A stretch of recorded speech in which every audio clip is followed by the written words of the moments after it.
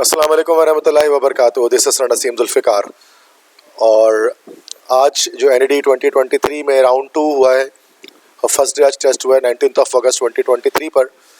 तो आज के दिन के जो 3 शिफ्ट हैं, शिफ्ट 1, शिफ्ट 2, शिफ्ट 3, इसमें जो MCQs आए हैं इसको आज हम इस वीडियो लेक्चर में कवर करेंगे ताकि जिन बच्चों का टेस्ट जो है कल है 20 अगस्त को या 21 को है, तो वो भी इन न्यू क्वेश्चंस को देख सकें। यहाँ पर मैं न्यू MCQs पर सिर्फ बात करूँगा।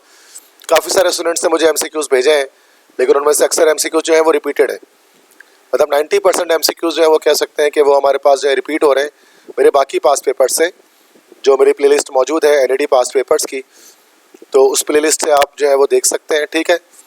और अगर आपको इस वीडियो की या फिर इसके अलावा डिफरेंट पास पेपर्स की अगर आपको नीड है NED की प्रिपरेशन के लिए या रिवीजन के लिए, तो मेरा व्हाट्सएप नंबर है 0300 215 2272। इस नंबर पर व्हाट्सएप करके आप मुझसे जो है वो NED के पास पेपर्स ले सकते हैं, ठीक है। तो इसमें इंग्लिश के MCQs पहले मैं डिस्कस करूंगा, देन उसके बाद जो है वो केमिस्ट्री के MCQs कुछ है जो न्यू MCQs हैं उनको डिस्कस करूंगा। तो इंग्लिश में आज जो है वो एक पैसेज आया हुआ था। अगरचे राउंड 1 में जो पैसेजेस आए थे हमारे पास वो battle of Chancellorsville, street card and desire, और एक जो है वो ग्लूटेन फ्री बेकिंग का आया हुआ था। और इंग्लिश में आज जो है फूड डेजर्ट्स का ये आया है पैसेज कॉम्प्रिहेंशन।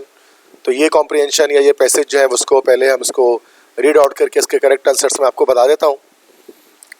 तो पहले पैसेज को रीड आउट करते हैं कि many of the serious health concerns in modern America can be linked to poor diet.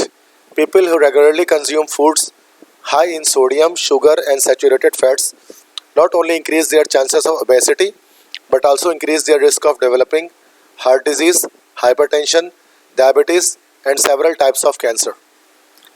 तो यहाँ कह रहे हैं कि ज़्यादातर हेल्थ कंसर्न जो मॉडर्न अमेरिका में है वो पुअर डाइट की वजह से है। ये सिंपल इंग्लिश है, इसमें चीज़ें सिंपल आ रही हैं। ओबेसिटी का मतलब होता है मोटापा। Although some people who regularly consume unhealthy foods do so knowingly, there is also a significant portion of the population that remains undereducated about proper nutrition. What is more, individuals who live in food deserts areas in low-income neighborhoods that lack easy access to healthy, affordable food may not even have the opportunity to obtain nutritious food. Although there have been some recent government efforts to reduce the number of food deserts, more community-based efforts should be encouraged and supported. यहाँ कह रहे हैं दो तरह के लोग होते हैं। एक वो लोग जिनको पहले से पता होता है USA के अंदर कि ये खाना जो है वो अगर से सही नहीं है, अनहेल्दी है, फिर भी वो उसको खा रहे होते हैं। और कुछ लोग ऐसे भी होते हैं जिनके पास एजुकेशन नहीं होती कि हेल्दी फूड किसे कहते हैं और वो कुछ भी खा लेते हैं।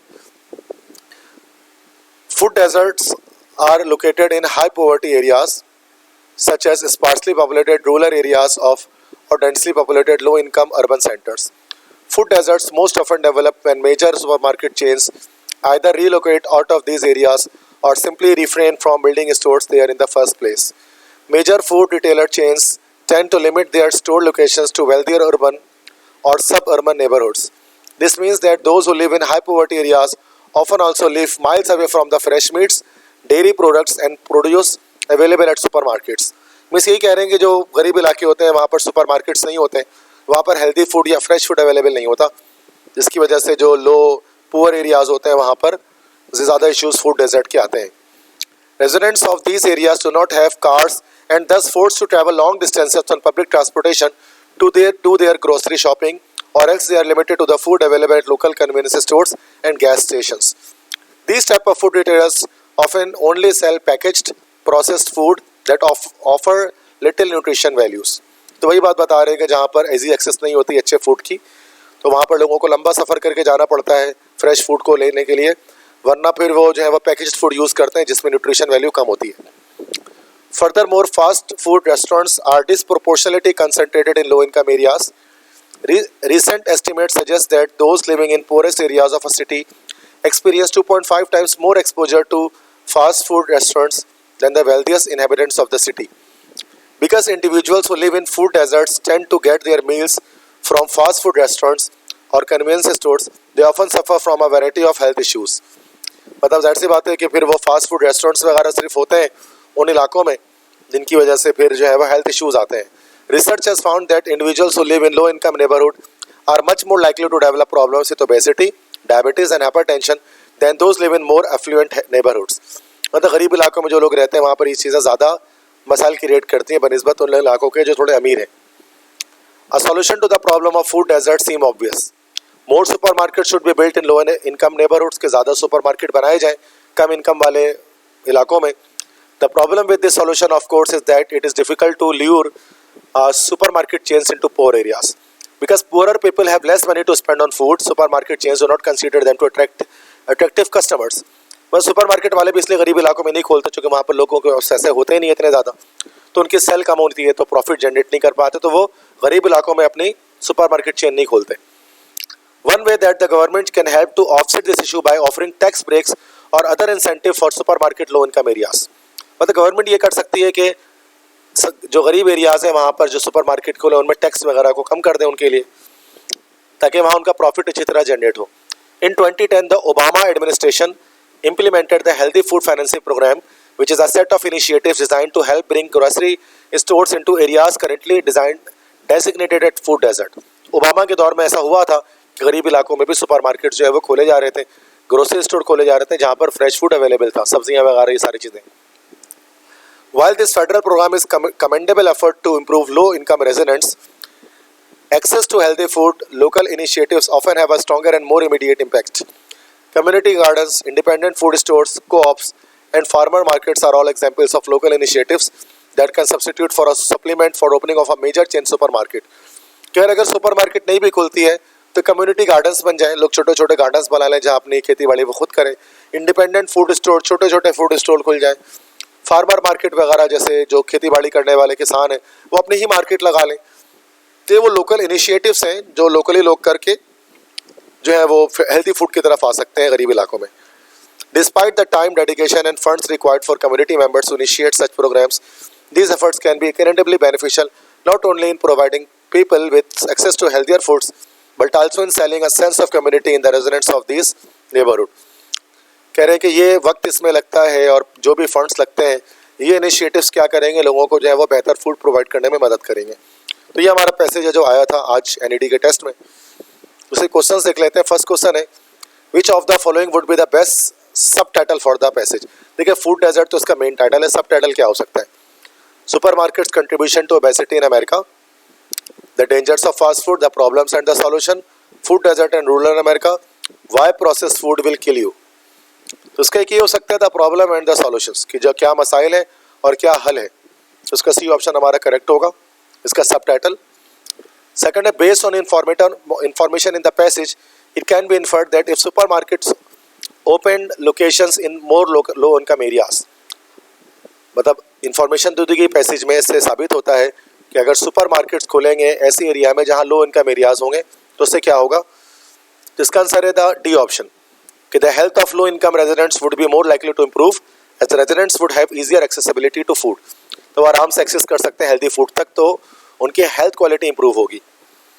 थर्ड है which of the following pieces of evidence if true and added to the passage would support the author's agreement in paragraph 3। तो इनमें से कौन सा एविडेंस है कि अगर उसको ऐड कर दिया जाए पैसेज में तो इससे ऑथर के एग्रीमेंट जो पैराग्राफ 3 में है वो सपोर्ट होगा। इसका ए ऑप्शन करेक्ट है कि study completed in 2010 shows that the further a low income housing development is from a supermarket, the more likely residents of that development area are to have a higher body mass index which is linked to being overweight or obese। तो इसका correct answer है। Fourth है as use in paragraph 3 which is the best synonym of affluent. Affluent का मतलब होता है अमीर, ठीक है, तो इसका ई ऑप्शन हो जाएगा दैट्स वेल्दी। फिफ्थ है based on information on the passage it can be inferred that the author considers major supermarkets to be dash. तो ऑथर क्या समझते हैं मेजर सुपरमार्केट को? तो profit driven in decisions regarding location of stores, unwilling to build new stores in low income neighbourhood despite incentives offered by healthy food financing programme. तो ऐसा तो नहीं होता। थर्ड है guiltier then fast food restaurants of contributing to the obesity epidemic. ऐसा भी नहीं है। ए ऑप्शन होगा यहाँ पर कि वन ओनली कि profit driven in decisions regarding location of store, कि स्टोर को अगर गरीब इलाकों में खोला जाएगा तो वहाँ पर प्रॉफिट सुपरमार्केट्स कम जनरेट करेंगे। सिक्स है as use in final paragraph which is the best synonym for commendable. Commendable जो वर्ड है इसका सिनोनियम क्या होगा जो फिर लास्ट पैराग्राफ में यूज़ किया गया? तो कमेंडेबल का मतलब होता है प्रेसवर्दी, जिसकी तारीफ की जा सके।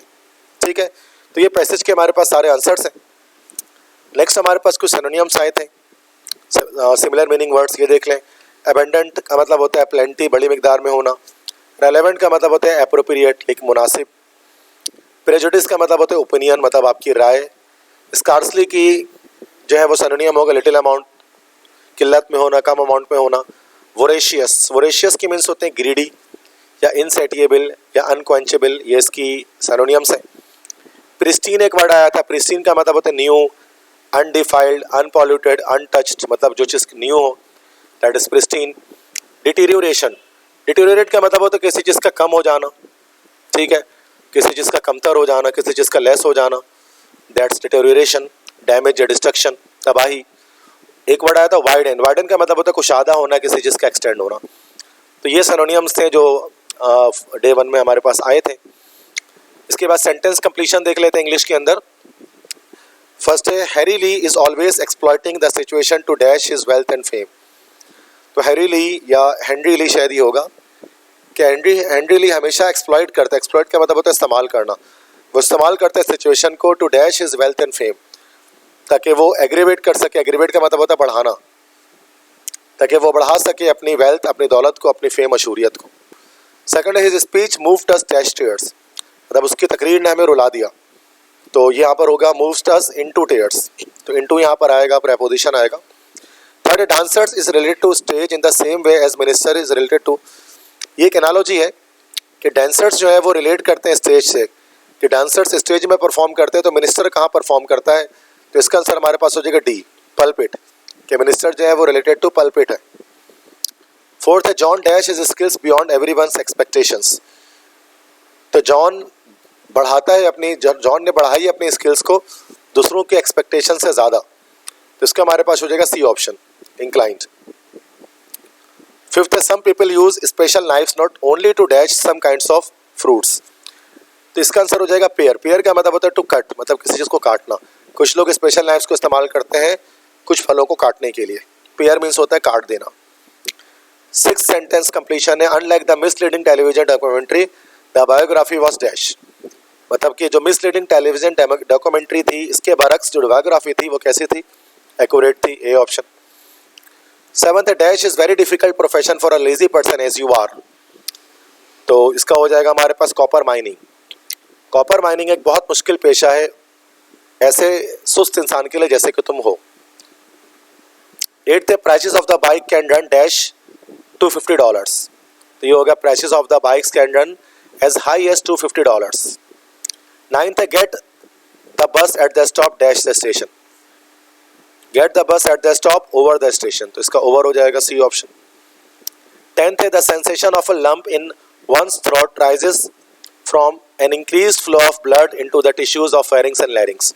तो सेंसेशन से मुराद यहाँ पर दर्द होता है ना, कि इंसान को जब कोई कहीं पर दर्द हो रही होती है दांतों में कहीं पर, उसको सेंसेशन कहते हैं डॉक्टर्स। तो सेंसेशन से मुराद यहाँ पर होगी हमारी अनप्लीजेंटनेस, मीन्स के नाखुशगवार कैफियत जिसमें आपको दर्द हो रही हो। 11th है the argument is hardly relevant to our discussion. तो रेलेवेंट का मतलब होता है लाइक एप्रोप्रिएट होना या पर्टिनेंट होना। इसका ऑप्शन होगा बी, पर्टिनेंट। 12th है dash like to do the grocery store. तो ये डू नहीं होगा, गो होगा। Dash like to go to the grocery store. तो इसका होगा do your country people like to go to the grocery store, B option होना चाहिए। तो ये 12 क्वेश्चन से जो सेंटेंस कंप्लीशन के आए थे आज। नेक्स्ट है स्पॉटिंग एरर। स्पॉटिंग एरर के 3 क्वेश्चंस यहाँ पर हम देखेंगे जो आज आए थे। First, after he had ran for half a mile he pass the stick to the next runner. तो आफ्टर ही हैड रैन लिखा हुआ है ना, तो यहाँ पर रन होना चाहिए। चूँकि पास परफेक्ट टेंस आया है तो उसमें थर्ड फॉर्म आना चाहिए, रैन के थर्ड फॉर्म रन है। Second, the idea for the air supported plastic structures have come from an aeronautical engineer in 1945। तो आइडिया यहाँ पर आ रहा है बेटा, तो आइडिया तो सिंगुलर है। अब आइडिया अगर सिंगुलर है तो यहाँ पर हैव के बजाय हैज़ का माना चाहिए था, तो यहाँ पर मिस्टेक है बी पोर्शन में, बी पार्ट में। थर्ड है according to an art consultant Moff Bay selects works of an art for display is neither an easy task. तो ये है हमारे पास सेलेक्ट्स वर्क नहीं होगा, यहाँ पर हमारे पास सेलेक्टिंग होगा या सेलेक्टेड हो सकता है। तो ये हमारा जो है वो एरर यहाँ पे स्पॉट हो रहा है सेलेक्ट्स में। इसके बाद केमिस्ट्री के क्वेश्चन जो आज हमारे पास आए हैं उनमें से फर्स्ट क्वेश्चन था how many elements are in actinide series. तो एक्टिनाइट सीरीज के अंदर 15 एलिमेंट्स होते हैं, इस तरह लेंथेनाइट सीरीज में भी 15 एलिमेंट्स होते हैं। तो वैसे तो 14 कुछ लोग कहते हैं, लेकिन एक्टिनम को भी हम काउंट करेंगे अगर, तो इसके साथ 14 एलिमेंट्स और आते हैं, तो टोटल 15 एलिमेंट्स आते हैं एक्टिनाइट सीरीज के अंदर। लेंथेनाइट में भी ऐसा ही है। Second, alcohol reacts with HCl, this process is called. Alcohol और HCl के रिएक्शन हमारे पास जो एक टेस्ट होता है इसको हम लुकास टेस्ट कहते हैं। जैसे हम ये चेक करते हैं कि अल्कोहल प्राइमरी, सेकेंडरी या टर्शियरी कौन सा अल्कोहल है, तो ये लुकास टेस्ट, ये लुकास रिएजेंट टेस्ट ये हमारे पास कहलाता है।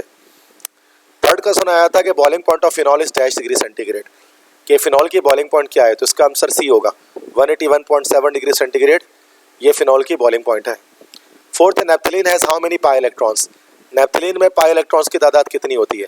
नेप्थलीन में आप जानते हैं 2 फ्यूज रिंग्स हमारे पास आती हैं, तो इसमें 2, 3, 4, 5, 6, 7, 8, 9, 10 पाई इलेक्ट्रॉन्स होते हैं, तो बी ऑप्शन करेक्ट हो जाएगा। Fifth, we paint pipes to protect its from. हम पाइप्स को पेंट कर देते हैं किस चीज़ से बचाने के लिए, उसको कोरोजन से बचाने के लिए, ताकि वो कोरोड ना हो, उसमें जंग ना लगे, उसमें रस्टिंग ना हो। 6, in acidic solution amino acids are dash. Acidic solution के अंदर अमाइनो एसिड किस तरह बिहेव करते हैं।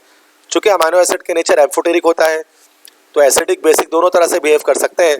तो बेसिक सोल्यूशन में एसिडिक बिहेव करते हैं और एसिडिक सोल्यूशन में बेसिक बिहेव करते हैं, तो बेसिक को ही हम लोग जो है वो अल्कलीन भी कह सकते हैं। तो ये हमारा सी ऑप्शन यहाँ पर करेक्ट हो गया।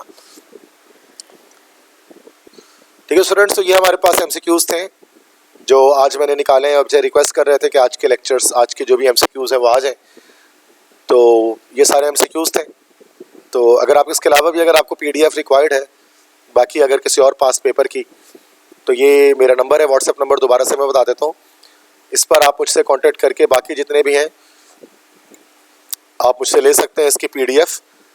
बाकी ये कि ये मैंने सिर्फ न्यू एमसीक्यूज जो मुझे लगे कराने के तो मैंने करा दिए, बाकी सारे रिपीटेड एमसीक्यूज थे तो वो मैं इसमें नहीं करा रहा, इसलिए ज़्यादा क्वेश्चंस की तरफ मैं नहीं जा रहा।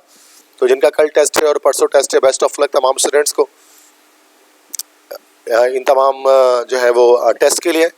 इंशाल्लाह आप सब जो है वो अच्छे नंबर के साथ कामयाब होंगे। तो NED की मेरी प्लेलिस्ट है, NED पास पेपर की, इसको लाजमी देखें ताकि आपके 25 आउट ऑफ 25 गेट करने के चांसेस इंग्लिश और केमिस्ट्री में मैक्सिमम हो सके। थैंक यू सो मच, अपना ख्याल रखिएगा। अल्लाह हाफिज़।